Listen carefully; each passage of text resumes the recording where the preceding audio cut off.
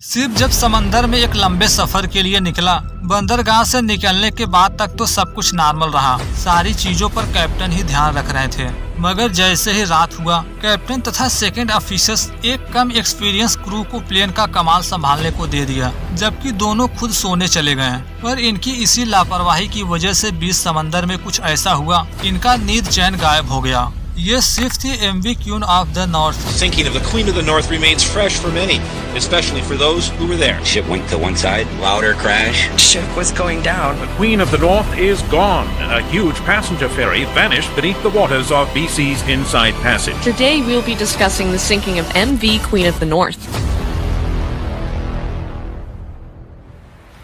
Story की शुरुआत हुई आज से लगभग 18 साल पहले 22 मार्च सन 2006 को। ये है देश कनाडा। कनाडा के पश्चिम में मौजूद है प्रिंस रूपर्ट नाम का एक प्लेस, जहाँ से MV queen of the north ship लगभग 17 घंटों की यात्रा पर जाने वाली है, जिसकी मंजिल थी हर्डी बंदरगाह। ये शिप अक्सर इसी रूट पर चलती थी, जिसकी लंबाई थी 125 मीटर। ये कभी कभी हेडा गई आइलैंड पर भी जाया करती थी। उत्तर पश्चिम में मौजूद समंदर के किनारे जितने भी गांव थे, जहां की सड़क की सुविधाएं नहीं थी, वहां के लोगों के लिए जरूरत के सामान तथा पेशेंट को एक जगह से दूसरी जगह ले जाने का काम भी किया करती थी। इस शिप में टोटल 101 लोग मौजूद थे, जिसमें 97 पैसेंजर तथा 4 क्रू मेंबर थे। क्रू में पहले कैप्टन थे कॉलिन हेथोर्न, दूसरे साथी केविन हिल्टन, जबकि चौथे तथा आखिरी साथी थे कार्ल लिलगर्ट। शाम के वक्त शिप यहाँ से डिपार्ट हुई। बंदरगाह से निकलने के कुछ ही मिनट बाद अंधेरा हो गया। उस समय छुट्टियों का दिन था,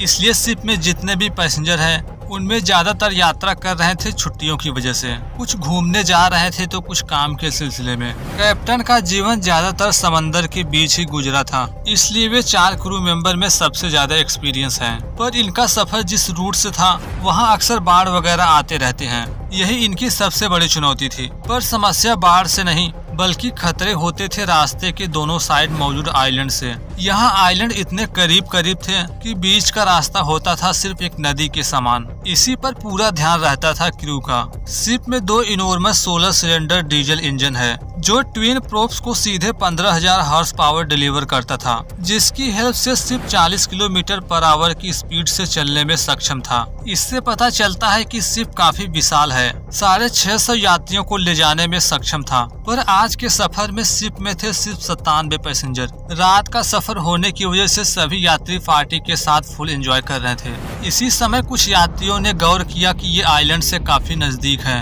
आइलैंड तट बिल्कुल क्लियर दिखाई पड़ रहा था। सफर के लगभग 1.5 घंटे बाद कैप्टन ने शिप का कमांड सेकंड ऑफिसर्स को सौंप दिया, जिनकी उम्र थी मात्र 25 वर्ष। ऐसा करना उनकी सबसे बड़ी गलती थी, जिसका एहसास होगा आगे चलकर। उस समय कैप्टन को अपने गलती का जरा भी एहसास नहीं हुआ, क्योंकि कैप्टन ने जब शिप को 3 क्रू को सौंप कर गए, उसके बाद से शिप को ऑटो पायलट मोड पर लगा दिया गया। ऑटो पायलट पर स्विच करने का मतलब ये नहीं कि शिप अपने आप चलेगी। इसका मतलब सिर्फ ये था, शिप समंदर की धाराओं को मैनेज करते हुए अपनी स्पीड तथा दिशा मेंटेन रखेगी। यदि बीच सफर में इन्हें टर्न लेना पड़ा या फिर दूसरी कोई प्रॉब्लम आई तो इन्हें ही एक्शन लेना पड़ेगा। कैप्टन के जाने के कुछ ही मिनट बाद सेकंड ऑफिसर्स भी सोने चले गए, यानी अब शिप है सिर्फ 2 लोगों के हाथ में। इन 2 में जो लेडी क्रू थी, वह बाकी लोगों की अपेक्षा सबसे कम एक्सपीरियंस थी। अब तक तो शिप बिल्कुल सीधे चल रही थी। कुछ घंटे बाद कैप्टन वापस से कैबिन में पहुंचे। बताते हैं कि शिप जल्दी ही गिल आइलैंड के करीब पहुंचेगा,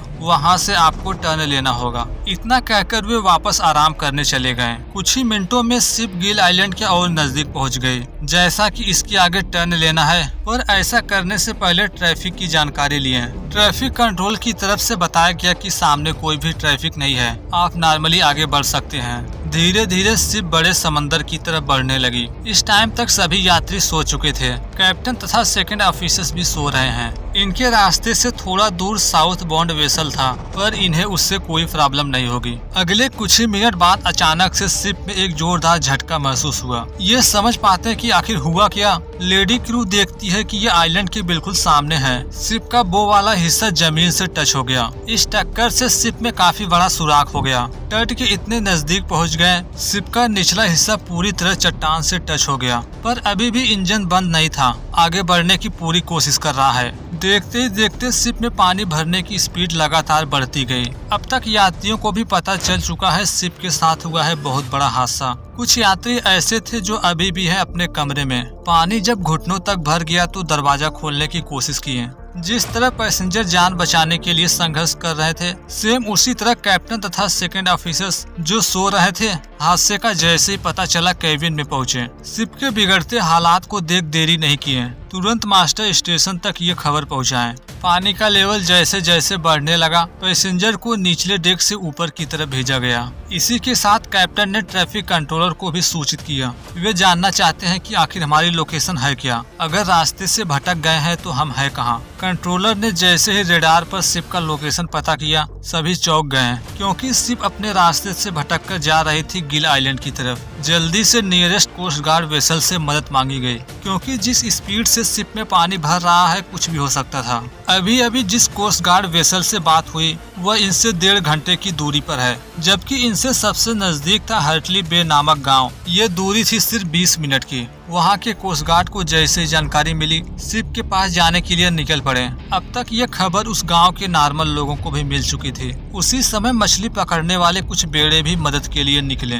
शिप के निचले हिस्से में रविंग स्टील का एक बैंड होता है। ये पूरे जहाज को चारों तरफ से घेरे रखता है, जो था एक बड़े बम्पर की तरह। पानी वहाँ तक भी पहुँच गया। जल्दी जल्दी पैसेंजर के सभी केबिन को खाली किए जाने लगा। क्रू को इस बात का डर है कहीं मदद मिलने से पहले शिप डूब न जाए, क्योंकि उस समय हालात थे कुछ इसी तरह। इस समय जैसी भी सिचुएशन थी, पर सभी के जहन में यही सवाल है, आखिर शिप अपने रास्ते से भटका कैसे। इसके बारे में क्रू को पता कैसे नहीं चला। तब पता चला जब यह आइलैंड के करीब पहुंच गई। यदि वक्त में 1 घंटे पीछे जाएं, लगभग रात के 11 बजे, जब कैप्टन तथा सेकंड ऑफिसर्स आराम करने के लिए गए, जिसके बाद शिप की कमान संभालने वाले थे सिर्फ 2 क्रू मेंबर, जिसमें एक लेडी क्रू थी, जिसके बारे में हमने पहले ही बताया। वह बाकी क्रू की अपेक्षा सबसे कम एक्सपीरियंस थी। दोनों क्रू के जाने के लगभग 45 मिनट तक चीजें बिल्कुल नॉर्मल थी। शिप बिल्कुल सही रूट पर चल रहा था, पर 45 मिनट बाद जब आइलैंड की दूरी रह गई मात्र 7.5 किलोमीटर, सारी प्रॉब्लम शुरू हुई वहीं से। इस समय शिप की स्पीड कम करनी थी, क्योंकि यहाँ एक बड़ा टर्न लेना था,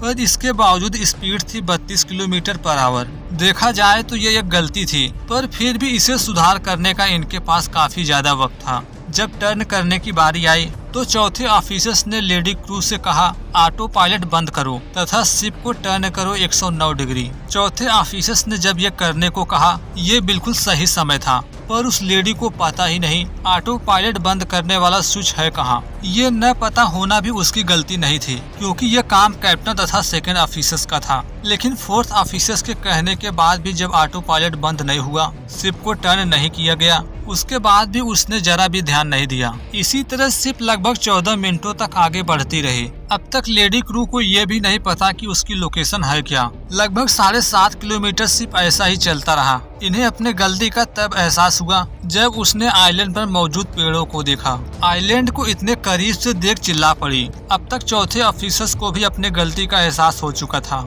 शिप का कमान सिर्फ एक क्रू के भरोसे छोड़कर उसने बहुत बड़ी गलती कर दी है। जब तक कुछ कर पाते, शिप के निचले हिस्से की टक्कर हुई चट्टानों से। जब तक कैप्टन तथा सेकंड ऑफिसर्स को हादसे के बारे में पता चला, तब तक काफी समय हो चुका था। केबिन में पहुंचकर उन्हें यही लगा शायद रेडार या फिर अलार्म सिस्टम में कोई प्रॉब्लम हुई होगी, इसी वजह से ये रास्ते से भटक गए। पर असल में किसी भी उपकरण में कोई खराबी नहीं थी। ये हुआ सिर्फ इनकी लापरवाही से। अब तक जो हुआ सो हुआ। कैप्टन का एक ही लक्ष्य है कि सभी को जीवित बचाया जाए, किसी को कुछ नहीं होना चाहिए। वे बहुत घबराए हुए थे, क्योंकि अगर किसी को भी कुछ हुआ तो पूरा ब्लेम जाएगा उन्हीं पर, क्योंकि ये समय उनका सोने का नहीं था, बल्कि था केबिन में रहने का। मिडनाइट को लगभग 12:25। ये टाइम पूरी तरह कंफर्म नहीं है, क्योंकि ऐसा माना जाता है कि जब शिप डूबना शुरू हुआ तो उस समय अनुमानित समय था 12:25 से 12:42। शिप के डूबने की स्पीड ज्यादा नहीं थी, इसलिए क्रू को अच्छा समय मिल गया सभी को लाइव बोट में उतारने का, क्योंकि जो कार्गो वेसल से मदद आने वाली थी उसमें घंटों का समय लगने वाला था। इनकी सबसे ज्यादा उम्मीद थी पास के गाँव से। सभी क्रू के बाहर निकलने होने के बाद एक बार फिर से सभी केबिन को चेक किया गया। इसके बाद ये किसी तरह की कोई गलती नहीं करना चाहते, पूरी तरह क्लियर करना चाहते हैं कि अंदर कोई बाकी तो नहीं। लगभग सभी ऊपरी डेक पर आ गए थे, पर कुछ पैसेंजर अभी भी फंसे थे केबिन में ही, जिसमें थी एक बूढ़ी लेडी। दरअसल जब शिप में टर्बुलेंस हुआ तो उसी समय पास में खड़ी एक अलमारी दरवाजे के सामने गिर पड़ी। डोर ओपन करने के लिए वह उसे उठाने की कोशिश तो कई बार की थी, पर हर कोशिश नाकामयाब साबित हुई। पर आगे चलकर जैसे जैसे केबिन में पानी भरने लगा, अलमारी हल्की होती गई, इतनी हल्की हो गई कि वह आसानी से हटा ली। इस तरह वह भी जल्दी से बाहर निकली। लगभग 12:30 बजे के बाद लाइफ बोट भी पानी में उतार दिया गया। लोगों को लाइफ जैकेट पहनाकर लाइफ बोट में उतारा जाने लगा। अब इन्हें जल्द से जल्द शिप को छोड़ना पड़ेगा। शिप डूबने लगी थी। जैसा कि इन्हें उम्मीद था 20 मिनट के अंदर ही गांव की तरफ से मदद मिल जाएगी, पर अब तक आधे घंटे हो गए थे, इन तक कोई मदद नहीं पहुंची। अब तक लोग पूरी तरह से शिप छोड़ चुके थे। लाइफ बोट में आते ही सबसे पहले शिप का पिछला हिस्सा डूबना शुरू हुआ। पैसेंजर जो दृश्य अपने सामने देख रहे थे वह उनके जीवन का सबसे भयानक सीन था। शिप का पिछला हिस्सा जैसे ही डूबा, सामने का हिस्सा पूरी तरह हॉरिजॉन्टल स्ट्रेट हो गया। जब चट्टान से शिप की टक्कर हुई तथा जब डूबी, इस दोनों सिचुएशन में वक्त लगा पूरे 1 घंटे का। शिप की इतनी देरी से डूबने की वजह से ही सभी लोगों को बाहर निकलने का मौका मिल पाया था। अगर यही शिप और जल्दी डूबती तो शायद से जो पैसेंजर इस समय लाइफ बोट पर हैं, शिप के साथ डूब गए होते। उनमें से कुछ यात्रियों का तो ये भी कहना था उस समय सिचुएशन बिल्कुल टाइटैनिक की तरह थी। वह हूबहू उसी तरह सबके सामने डूब गया। The ship actually tilted to the side, leveled out, and it sunk down to the 6th deck, came up like the Titanic, dipped, and then it went under. अगले कुछ ही मिनटों में गांव से भेजी हुई मदद उन तक पहुंच गई। सभी को वहां से गांव ले जाया गया। थोड़े समय बाद कार्गो वेसल भी पहुंचा। बचाव अभियान लगभग 4 घंटों तक चला। जब सभी बिल्कुल सुरक्षित हो गए तो सभी पैसेंजर की गिनती की गई, पर जो आंकड़े सामने आए चौंकाने वाले थे। 97 पैसेंजर में से 2 लोग लापता हैं, मगर रेस्क्यू टीम को अभी भी उम्मीद है दोनों जीवित होंगे। अगर वे यहाँ नहीं हैं, हो न हो वे किसी तरह सरवाइव करके आइलैंड तक पहुँच चुके होंगे।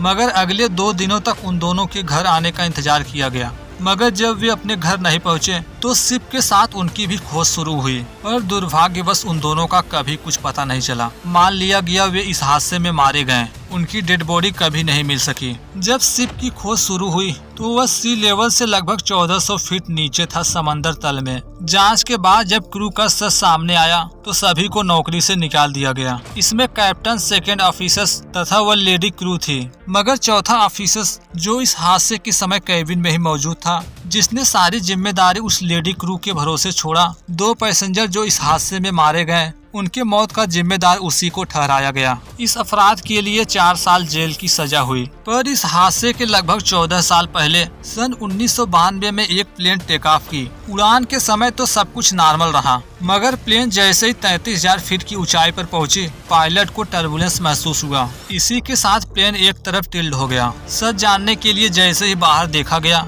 सभी के होश उड़ गए, क्योंकि प्लेन के एक तरफ का दोनों इंजन गायब था, जिसके बारे में बात की गई है इस वीडियो में। तब तक एंजॉय कीजिए, मिलते हैं जल्द ही। धन्यवाद।